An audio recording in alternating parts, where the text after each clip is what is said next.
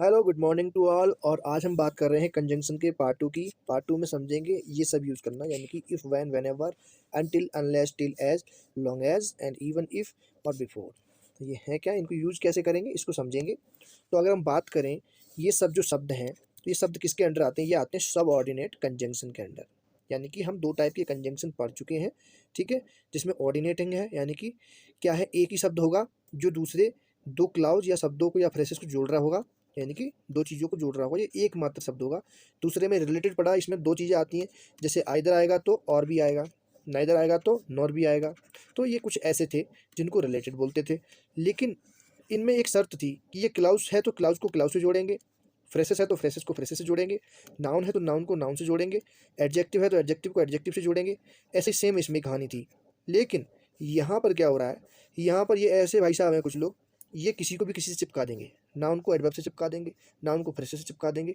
यानी कि ये कहीं भी यूज़ किए जा सकते हैं। कुछ ऐसे ये कंजंक्शन हैं। कौन कौन से? If, when, whenever, until, unless, till, as long as, even, if, before.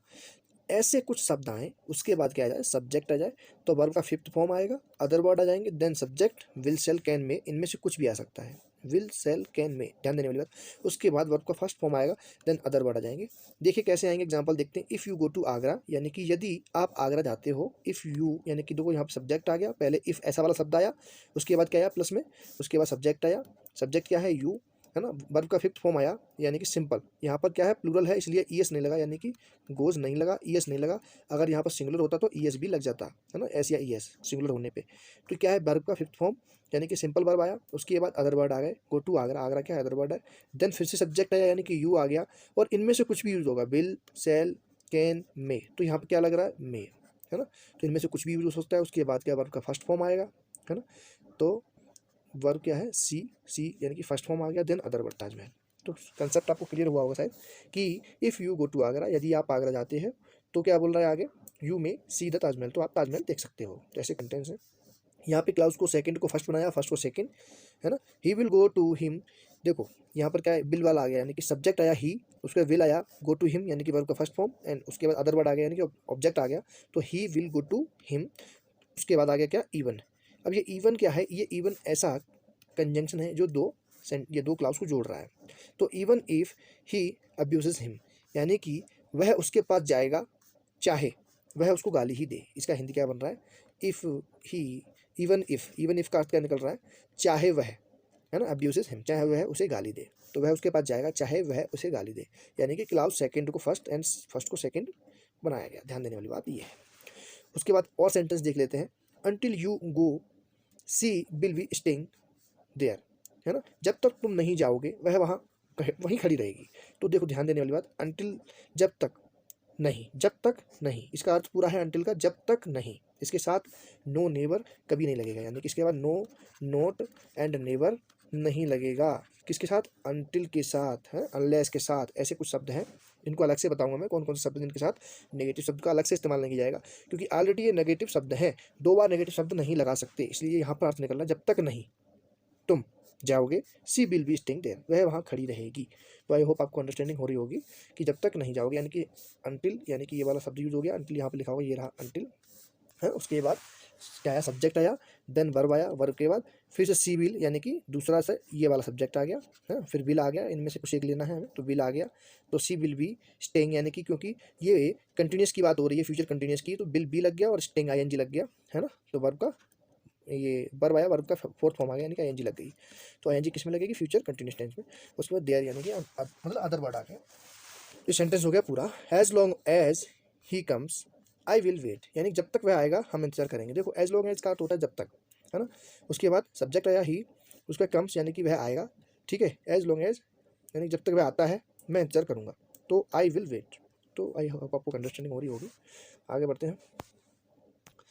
अब हम बात करें कुछ अदर, यानी कि वाले हैं उनका, देख लेते हैं कैसे। तो जो लिस्ट है, लिस्ट के साथ क्या आएगा, शुड आएगा, और ये नेगेटिविटी तो दर्शाएगा ही, है। कहीं ऐसा ना हो ऐसा हो जाए, इसका अर्थ ऐसा निकलेगा, कहीं ऐसा ना हो कि ये हो जाए।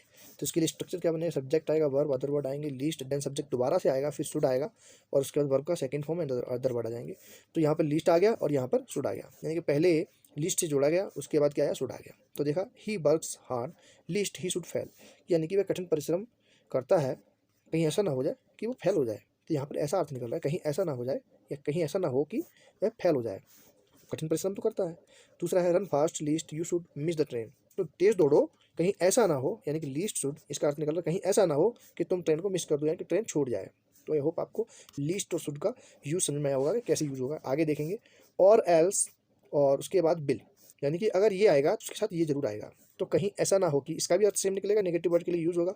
कैसे यूज करेंगे देखेंगे। तो सब्जेक्ट वर्ब अदर वर्ड, उसके बाद और एल्स आएगा, है ना, उसके बाद सब्जेक्ट, फिर बिल, वर्ब की first form and other word. देखते हैं, रन फास्ट और else he will miss the train, है ना, कि फास्ट दौड़ो और एल्स का अर्थ क्या निकल रहा है, कहीं ऐसा ना हो, यानी कि सेम अर्थ निकल रहे हैं, यानी कि सेंटेंस अलग अलग है, सेम अर्थ निकल रहे हैं। कहीं ऐसा ना हो कि he will miss the train, तो रन फास्ट और else he will miss the train, कहीं वह ट्रेन को मिस ना कर दे। ध्यान देने वाली बात, इसके साथ जो है बिल लगेगा, यानी कि फ्यूचर का दर्शाएगा, यानी कि इसमें क्या है, जो भविष्य की बात है उसको दर्शाएगा कि कहीं ऐसा ना हो जाए कि ट्रेन छूट जाए, छूट जाएगी, ऐसा अर्थ निकला, छूट जाएगी। तो तेज दौड़ो नहीं तो ट्रेन छूट जाएगी। आगे देखते हैं वेदर के बारे में। यदि वेदर आएगा तो इसके साथ और जरूर आएगा, अर्थ क्या निकलेगा, की और था, है ना। इसका यूज कैसे होगा, पॉजिटिव एंड नेगेटिव सेंटेंस दोनों वाक्य में होगा, है ना। एग्जांपल देख लेते हैं, I don't know whether he will accept your proposal or not, यानी कि मैं नहीं जानता कि, वेदर का अर्थ क्या निकला, कि ही विल एक्सेप्ट योर यहाँ आ रहा है यहाँ पे, तो योर प्रपोजल और नॉट, कि वह आपका जो प्रपोजल है, जो आप बोलना चाह रहे हो, वो एक्सेप्ट करेगा कि नहीं करेगा, मैं नहीं जानता, है ना। तो और कहाँ लग गया, यहाँ लग गया, तो यहाँ पर वेदर लग गया। कहने का मतलब ये है, जब वेदर लगेगा तो और भी लगेगा। तो आई डोंट नो वेदर, यानी कि फर्स्ट क्लाउज में वेदर लग गया, then he will accept your proposal or not, तो और नॉट लग जाना चाहिए, है ना, यानी कि और लगना ही चाहिए। तो यहाँ पर अर्थ निकल गया कि वो करेगा कि नहीं करेगा, यानी कि उसने करना चाहिए था कि नहीं करना चाहिए था। तो यहाँ पर ऐसे अर्थ निकल जाए। आगे बढ़ते हैं, एज और सो एज, दो शब्द एक साथ आएंगे। एज भी आएगा तो दोबारा फिर एक बार एज आएगा, सो आएगा तो उसके साथ भी एक एज और आएगा। ये भी क्लाउज के साथ जुड़ेंगे, देखेंगे क्लाउज के साथ कैसे जुड़ते हैं। एज को पॉजिटिव एंड नेगेटिव दोनों में यूज कर सकते हैं, जबकि सो को सिर्फ नेगेटिव में यूज कर सकते हैं, पॉजिटिव में यूज नहीं कर सकते। देख लेते कैसे। Ram is as smart as Shyam, यानी कि राम उतना ही स्मार्ट है जितना श्याम है। तो यहाँ पर अर्थ क्या निकल गया, उतना और जितना। तो राम उतना ही स्मार्ट है जितना श्याम, तो एज स्मार्ट यानी कि बराबर, कंपेयर नहीं हो रहा है, दोनों को बराबर, तो यानी कि इक्वलिटी दर्शाई जा रही है, दोनों इक्वल स्मार्ट है ना। Lata's elder sister is not so beauty as you say, तो लता की जो बड़ी बहन है उतनी ब्यूटीफुल नहीं है, यानी कि नॉट सो, देखो नेगेटिविटी दर्शा रहा है, मैंने क्या बोला, यहाँ पर सिर्फ नेगेटिविटी दर्शा सकते हैं, पॉजिटिविटी नहीं दर्शा सकते। तो नॉट सो ब्यूटीफुल मतलब उतनी ब्यूटीफुल नहीं है जितनी आप कह रहे थे, एज यू से, यानी जितनी तुम कह रहे थे, उतनी स्मार्ट या इतनी ब्यूटीफुल नहीं है। तो यहाँ पर सो आया और यहाँ पर एज आ गया, तो सो और एज का दोनों का यूज हो गया। आगे बढ़ेंगे, सच दैट एंड सच के बाद गैप के बाद फिर दैट, ओके। सच दैट एक साथ, या फिर सच आए पहले दैट आए बाद में, अर्थ सेम निकलेंगे, दोनों को अलग अलग यूज करेंगे, अर्थ थोड़ा सा अलग हो जाएगा, ओके। यूज देखते कैसे करते हैं। तो his behaviour was such that, यानी दोनों एक साथ यूज कर दिए। सच दैट यानी बहुत गंदा था, एवरीबडी डिसलाइक्ड हिम, यानी कि उसको हर कोई नापसंद करता है, यानी कि उसका जो बिहेवियर था बहुत गंदा था, उसको हर कोई नापसंद करता है। सच वाज बिहेवियर हिज बिहेवियर, यानी कि सच वाज हिज बिहेवियर, गंदा था उसका बिहेवियर, दैट इसलिए लोग उसको डिसलाइक करते हैं, यानी कि नापसंद करते हैं। ध्यान देने वाली बात, गंदा, उसका बिहेवियर गंदा था इसलिए, यहाँ पर इसलिए अलग से लग गई, इसलिए लोग उसे डिसलाइक करते हैं, है ना। और यहाँ पर क्या बोल रहा था, his behaviour was such that, यानी कि उसका बिहेवियर जो था बहुत गंदा था, तो लोग उसको डिसलाइक करते हैं, यानी कि नापसंद करते हैं, इसलिए लोग उसको नापसंद करते हैं।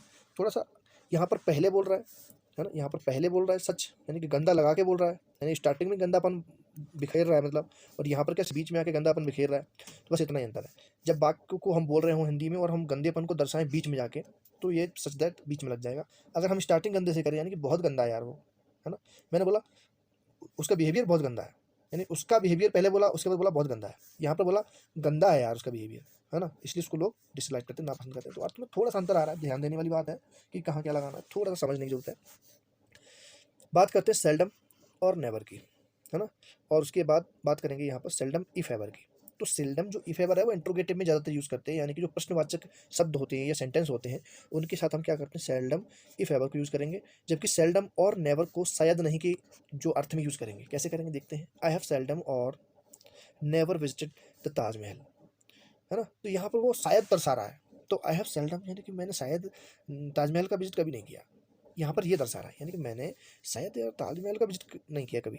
तो ये ऐसा मतलब एक आवाज़ कर रहा है अपने मन में, और ये मतलब शो कर रहा है कि मैंने शायद ये नहीं किया विजिट। तो यहाँ पर बोला आई हैव सेल्डम और नेवर, है ना। तो उसको डाउट भी है थोड़ा सा, डाउट में बात कर रहा है, बट बोल रहा है कि शायद मैंने यार ताजमहल का विजिट नहीं किया, तो विजिटेड द ताजमहल नहीं किया है। तो आई होप आपको थोड़ा समझ में आया होगा कि पूरा सेंस गेम है, यहाँ पे सेंस समझने हैं। नेक्स्ट देख लेते हैं, have you seldom if ever visited the Taj Mahal. तो देखो यहाँ पर क्या है, शायद दर्शाया गया, है ना। लेकिन शायद कहाँ दर्शाया गया, इंट्रोगेटिव में। इंट्रोगेटिव मतलब प्रश्नवाचक में, क्योंकि हैव्स यानी कि जो वर्ब है, एक्सिलरी वर्ब या हेल्पिंग वर्ब पहले आ गया। तो have you seldom if ever visited the Taj Mahal, है ना। क्या आप कभी भी ताजमहल का विजिट कर चुके हैं, शायद नहीं कर चुके या कर चुके, यानी कि डाउट में पूछ रहा है, वो भी शायद लगा के पूछ रहा है, क्या आप शायद ताजमहल का विजिट कर चुके हैं। तो यहाँ पर ऐसा अर्थ निकल रहा है ना। तो समझने की थोड़ा सेंस समझना है यहाँ पे। अब हम बात करेंगे सिंस की। सिंस का अर्थ जनरली क्या निकलता है, चूंकि। जब सेंटेंस को स्टार्ट करेंगे तो चूंकि से निकलेगा। देख लेते हैं ये वाक्य में, वाक्य को होने यानी कि कब से के सेंस में यूज करेंगे। देख लेते हैं एग्जाम्पल में ज़्यादा क्लियर होगा। Since he is sick he can't attend the class. देखो चूंकि वह कैसी है, बीमार है, वह बीमार है यानी कि लड़का है, सॉरी ही सी नहीं है। तो सिंस ही इज सिक, क्यों, चूंकि वह बीमार है। ही कांट यानी कि वह नहीं सकता, अटेंड द क्लास यानी कि वह क्लास को अटेंड नहीं कर सकता। चूंकि वह बीमार है तो वह क्लास अटेंड नहीं कर सकता। यहाँ पे अर्थ निकल रहा है। नेक्स्ट सिंस का अर्थ क्या निकलेगा, जब कंजंक्शन और टाइम में यूज करेंगे तो इसका अर्थ निकलेगा जब से।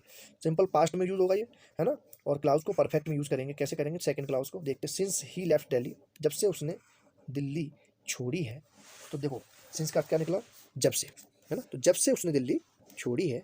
आई हैवंट मीट हिम, यहाँ पर बात हो रही है आई हैवंट यानी कि परफेक्ट की बात कर दी गई, जो कि हमारा रूल बोल रहा है कि पहले पास्ट में बात होगी, देन किस में बात होगी, परफेक्ट में, है। तो दूसरे क्लाउज में कैसे बात हो रही है, perfect. I haven't meet him यानी कि मैं उससे नहीं मिल सका हूँ, यानी कि मैं उससे नहीं मिला हूँ। तो जब से उसने दिल्ली छोड़ी है, मैं उससे नहीं मिल पाया हूँ या मैं नहीं मिला हूँ, ऐसा यहाँ पे अर्थ निकलेगा। तो सिंस का अर्थ यहाँ पर क्या निकल रहा है, जब से। नेक्स्ट सिंस का अर्थ क्या निकलेगा, सिंस को प्रेजेंट ऑफ टाइम से भी यूज करेंगे, बट इसका अर्थ निकलेगा से। देखेंगे कैसे, he has been studying English since Monday, यानी कि वह, अब देखो यहाँ पर सीधी सीधी बात हो रही है। सिंस का यूज हो रहा है क्या, सिंस फोर यूज करे थे हमने सेंटेंस में, जब हम टेंस पढ़े थे तब सिंस और फोर यूज करे थे।